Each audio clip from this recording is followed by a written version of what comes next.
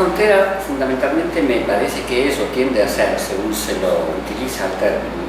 Me gusta que los términos se definan en la práctica, en el uso del lenguaje, antes que por una definición de propiedades inmutables.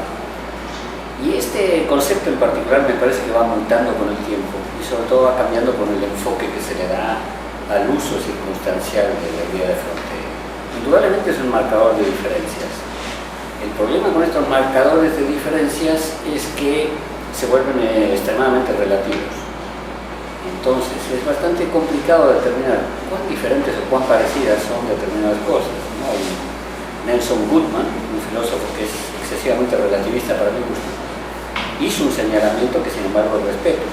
Esto es que uno puede establecer la escala de la apreciación, la forma de conceptualizar de manera tal de demostrar que dos cosas son prácticamente lo mismo o que dos cosas son en extremo diferentes. Yo recurriría a una frontera que no es espacial sino más bien lingüística como ejemplificación de esto. En lingüística hay gente que dice que incluso dos dialectos muy próximos son en un extremo diferentes y que no se puede hacer una traducción adecuada de un dialecto a otro.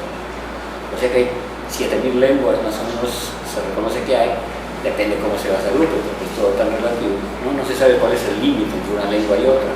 La frontera, podríamos llegar a decir, las fronteras lingüísticas son extremadamente difusas. Y hay otra escuela que por el contrario dice hay una sola lengua que es terrible, con pequeñas variantes superficiales, ¿no? La escuela de lingüística dominante.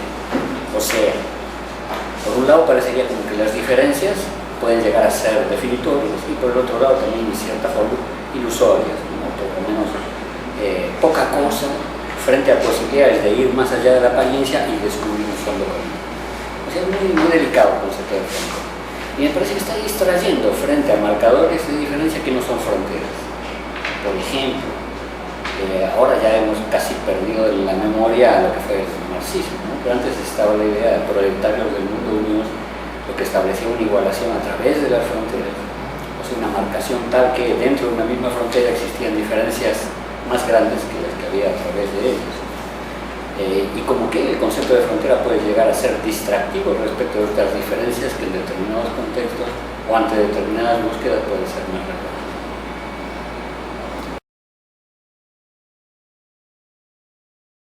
Acá estaría tentado de decir que puede llegar a existir en teoría, pero me preocupa el hecho de que esta teoría desatienda lo que puede llegar a suceder en la práctica. En la práctica nunca va a existir un mundo sin fronteras, un mundo sin diferenciaciones.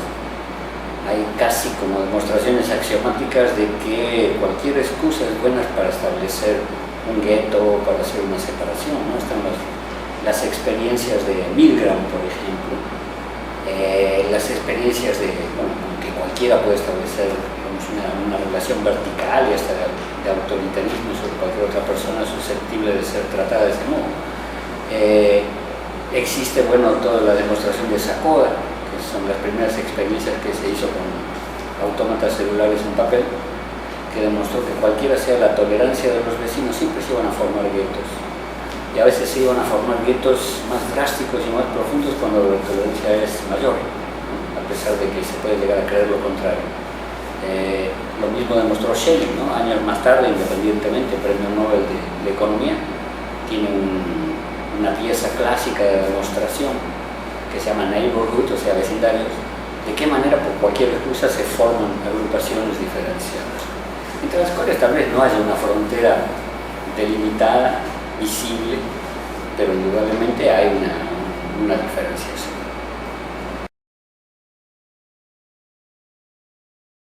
Sí, yo creo que sí, diría que aceptando previamente que existen las fronteras y que son más o menos objetivas y que existen a pesar de que no haya marcadores, ¿no? Porque esto de marcar las fronteras es una tendencia que, ¿no?, se va acentuando, yo creo, como en los últimos años. En España conocen bien, deberían conocer el tema del Sahara Occidental y la tremenda muralla que hay ahí, que es una de las más imponentes del mundo. Lo mismo entre Estados Unidos y México, ¿no? Es como que se están enfatizando las fronteras antes que desdibujándose.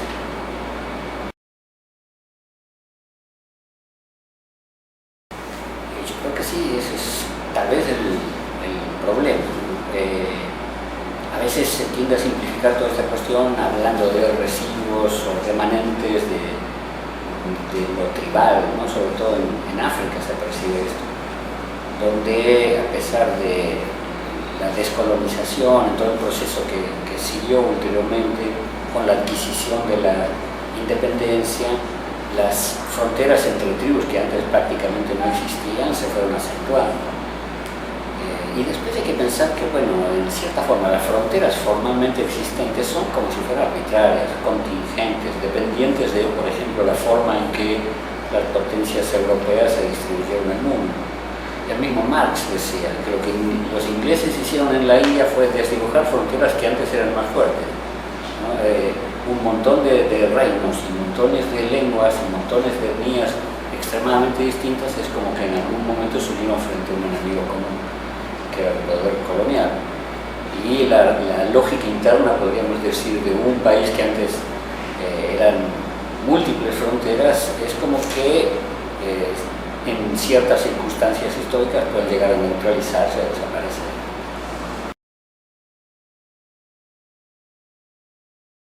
Había quienes pensaban que sí, ¿no? El mismo Richardson, a quien Bateson menciona muchísimo, pensaba que ¿por qué tantas guerras? ¿No? ¿Cuántas guerras hay con qué cantidad de víctimas? Ahí se da cuenta que había una distribución de ley de potencia, una distribución fractal, mucho antes de que se descubriera ese concepto. Había guerras que tenían millones de muertos, unas pocas, y después algunas más guerras con cientos de miles, muchas más guerras con decenas de miles, hasta llegar a incidentes callejeros con un solo muerto y que abundaban por los miles de millones. Es una típica distribución de Pareto. Y él pensaba, esto tiene que ver con la longitud de las fronteras. Entonces, ahí se preguntó clásicamente cuánto mide la costa de Gran Bretaña, ¿no? Porque el país que lideraba las estadísticas en materia de conflictos era Gran Bretaña. Y Gran Bretaña es insular, pero digamos el poder colonial es como que Gran Bretaña limitara con prácticamente todo el mundo. A partir de esa pregunta descubrió que no era fácil medir las fronteras, salvo que fueran líneas, casi podríamos decir euclidianas, una frontera natural, el curso de un río, islas o cosas por el estilo, son formas fractales que no se pueden medir, salvo en relación con una unidad de medida. Entonces, no necesariamente el conflicto va unido a las fronteras, no necesariamente todas las fronteras son conflictivas.